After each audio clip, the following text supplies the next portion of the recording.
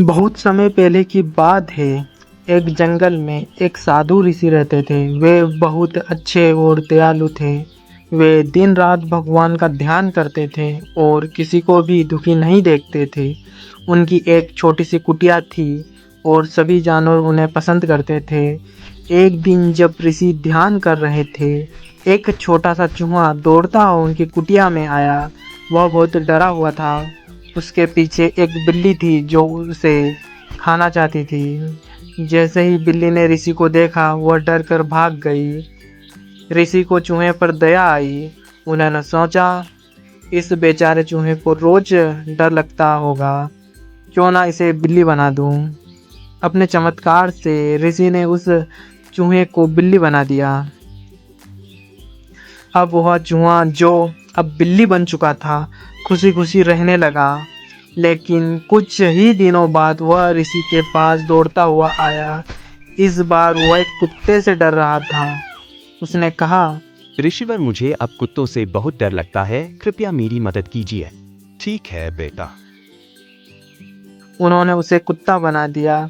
अब वह कुत्ता बनकर बिना डरे घूमता रहा। कुछ समय बाद वह फिर आया। डर के मारे कांप रहा था। बोला, ऋषिवर, मुझे जंगल का शेर बहुत डराता है। ऋषि ने उसे इस बार शेर बना दिया। अब वह शेर बनकर पूरे जंगल में घूमता। कोई उसे तंग नहीं करता था। लेकिन धीरे धीरे वो घमंडी हो गया। उसके मन में बुरे विचार आने लगे। उसने सोचा, अगर ऋषि चाहे तो मुझे शेर से वापस चूहा बना सकते हैं, तो क्यों नहीं ऋषि को ही हटा दूं अपने रास्ते से। एक दिन वह ऋषि को मारने की योजना बनाकर उनके पास गया।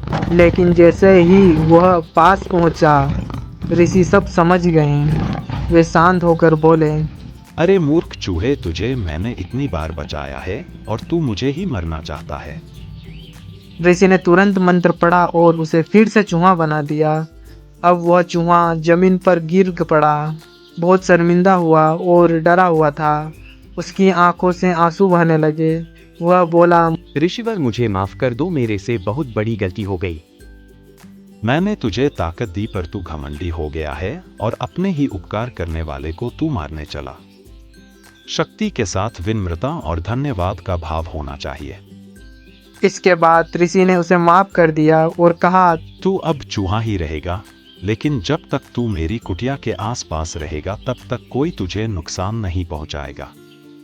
चूहा अब समझदार बन गया और ऋषि की सेवा करने लगा। इस कहानी से क्या सीख मिलती है? अहंकार करना बुरा होता है। जो अपने को बहुत बड़ा समझने लगता है, उसका अंत बुरा होता है। जिसने मदद की हो, उससे कभी नुकसान नहीं पहुंचाना चाहिए। ऐसे लोगों का हमेशा धन्यवाद करना चाहिए। शक्ति का सही इस्तेमाल जरूरी है। ताकत के साथ अच्छा व्यवहार और नम्रता भी होनी चाहिए। सच्चा ज्ञान वही है जो समय पर सही काम करे। ऋषि ने पहले दया दिखाई, फिर न्याय किया।